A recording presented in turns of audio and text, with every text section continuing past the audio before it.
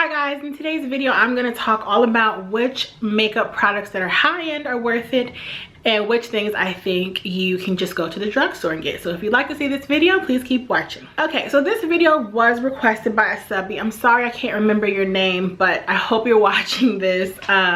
She basically wanted me to talk about which high-end makeup products are worth it and which things are not worth splurging. Now, I know when you look at the makeup that I use in tutorials and whatnot, I tend to use a lot of higher-end products.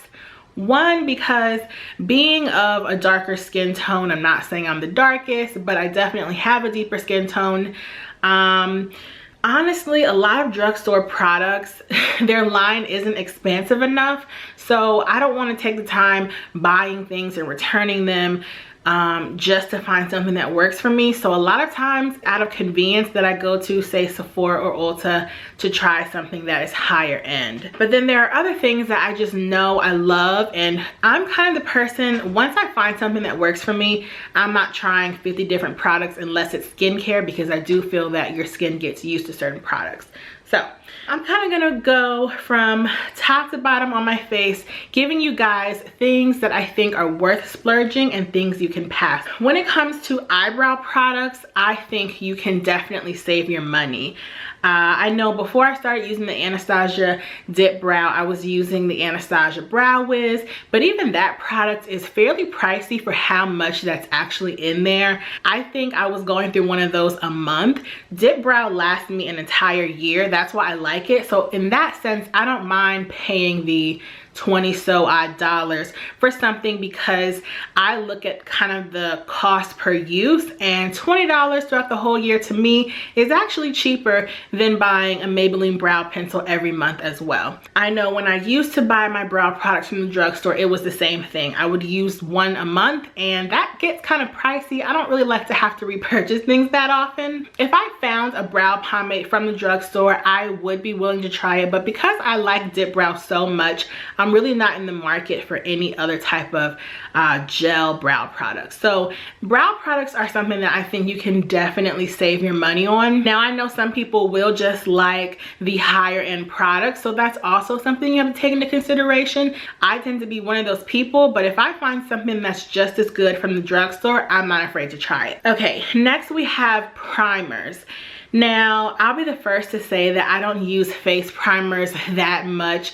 Reason being, I'm very oily. So even if I use a $60 primer, which I have used in the past, my oil is still going to break through fairly quickly. So that's something that I skip on unless I'm taking photos or I'm going out at night. But I do think that they have really good primers at the drugstore. One thing I will say is that you should check your product ingredients, because just all the things I have going on with my body and whatnot, I tend to like primers and foundations that are paraben, phthalate, and oil-free. So a lot of the times, the thing that is going to distinguish a lower end brand from a higher end brand is going to be the quality of ingredients.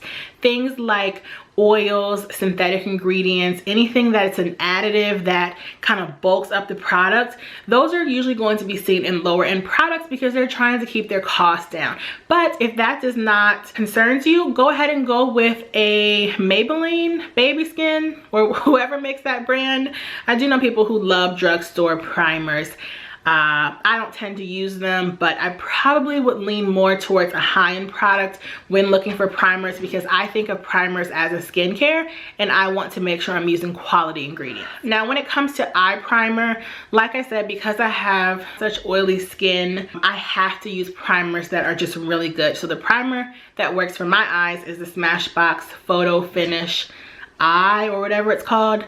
I have not tried any eye primers from the drugstore simply because I don't think they would hold up to the oil production on my lids, and I found something I use, so I just stick with that. Once again, an eye primer is something that I don't have to repurchase throughout the year, so I don't mind spending $20 because it'll probably last more than a year. Now, as far as foundation is concerned, I have my favorite foundation of all time, which is my NARS All Day Luminous in the color Tahoe.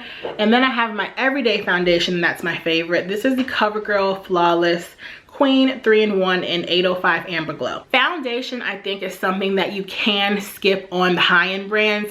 I know a lot of good foundations that are at the drugstore. The L'Oreal Pro Matte is one, the L'Oreal Pro Glow. But once again, it kind of goes back into the shade selection, and honestly a lot of brands are not catering to women of color who have deeper skin. But even there are some higher end brands like Tarte. When I look at their foundations that they carry, they maybe only go a shade deeper than me, which is not that dark.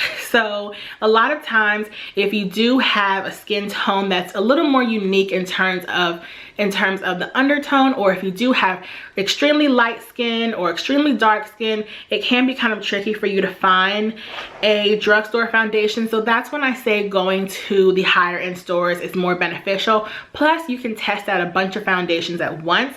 I think that's one thing that sets like Sephora apart from going to CVS or Walgreens, because you can test out a bunch of things without having to purchase them, try them, and bring them back. When I'm buying a drugstore foundation such as this, I'm buying it because I want a cheaper alternative. So one that I have is the L'Oreal Pro Matte in shade 110 Cream Cafe. This is my favorite summer foundation because in the summertime I tend to get a little darker. So for me in the summertime, it doesn't make sense to keep buying All Day Luminous in darker shades when I can just buy something that's only like $10 and go deeper if need be. So that's kind of where it comes into what are your exact needs. But if you don't tend to wear foundation that much, maybe you can splurge on a higher end foundation because you're not going to use it so much. So yeah, that's foundation. When it comes to eyeshadow, I'm kind of doing this out of order, sorry. I will splurge on eyeshadow. I think eyeshadow is something that you cannot skimp on quality, whether it be pigmentation, creaseability, the smoothness, blendability. Right now I have on an Anastasia palette. I don't even try drugstore eyeshadows because they just don't perform as well for me. That's also because I have really oily eyelids. So I need a shadow that's really going to stick and that's going to be easy to blend so that it won't fall into the crevices and creases of my eyes. Eyeshadow is something that I do not mind buying high end. Plus eyeshadow is something that unless you're using one palette every day, you're really not going to go through it in even a year. So once again, when it comes to cost per use, I don't find it to be that expensive. Now as far as eyeliners, I think that is something you can go to the drugstore for unless you have special circumstances like watery eyes or oily eyelids, or like in the corner of your eye being really oily like myself. I tend to go for higher end eyeliners because I don't want them to smudge, smear, and run. If you have just pretty normal skin, drugstore eyeliners are perfect. They're usually the same type of products, so I wouldn't mind getting something from a drugstore, but because I have special circumstances, I do tend to go for higher priced eyeliners. But once again, I don't use them that much. They do last quite a while for me. As far as lashes go, right now I have on the Ardell 601, I believe. 601 or 603. As far as lashes, I tend to go Ardell. Ardell can be found at Walmart, CVS, Sally's, anything like that. To me, eyelashes are just too flexible and fragile that I really don't see myself spending a lot of money. I have purchased House of Lashes in the past. I bought one pair and I fell in love with them, but I can't see myself spending $15 on a pair of lashes. I would rather spend that on a mascara, which leads me into the next product. Once again, I have special circumstances. I have Asian eyelashes, and I don't mean that in a derogatory sense, but my eyelashes are Asian. They are very short, they're straight, they don't do much, or don't have beautiful eyelashes like a lot of you are probably blessed with. So for me, I have to splurge on mascara because I need a really good wand and a really good formula. And if I don't have both, the mascara is gonna look crappy on me. I did find one mascara that I was in love with. It's the Dior Ecstasy, but they reformulated and now it runs, so now I don't use that at all. So I'm back to wearing falsies. Okay, As far as concealer kind of goes along with foundation for me. It is hard to find shades because for me, finding the right concealer is a combination of the color and the undertone. I tend to like pink undertones because I think they help to cancel out the darkness under my eye. When I use a lot of yellow undertones, it just makes my under eye area look gray. So for me, I tend to go for higher end concealers. I just think it's worth it. I know there are lots of you who like the drugstore concealers. If you can find one that works for you, I think that's awesome, because concealers can be pretty pricey if you're getting them high end and you're not really getting a lot of product. So I do think that is something you can save on, but be mindful of the formulation, the undertone, and the actual shade. As far as face powders, that kind of goes with foundation with me. I would just choose high end because you can test them out and you really want something that has quality ingredients. Now, as far as bronzer, I have not found any drugstore bronzer besides the CoverGirl Queen one that would even look right on me in terms of being dark enough. But once again, that's not easily accessible. So I tend to just go for higher end bronzers.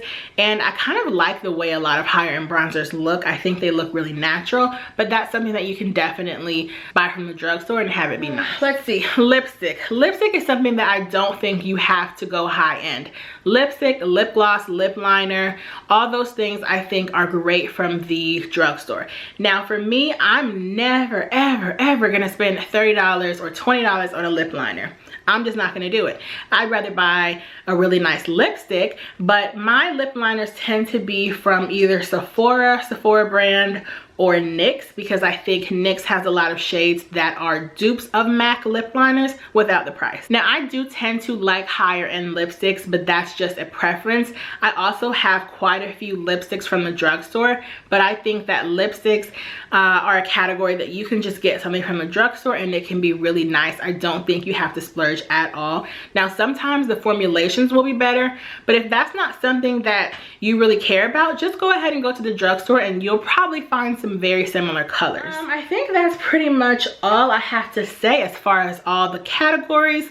Highlighter, I think if you do have lighter skin, there are some highlighters at the drugstore that are perfect, but once again, we get into these deeper tones, I just find it's easier to sometimes shop at a higher end store because there's going to be more of a variety available to you. So that's kind of how I judge saving versus splurging. So I hope this video was informative for you guys. If you have any comments or questions, please feel free to leave them down below and I will chat with you guys in the next video. Bye.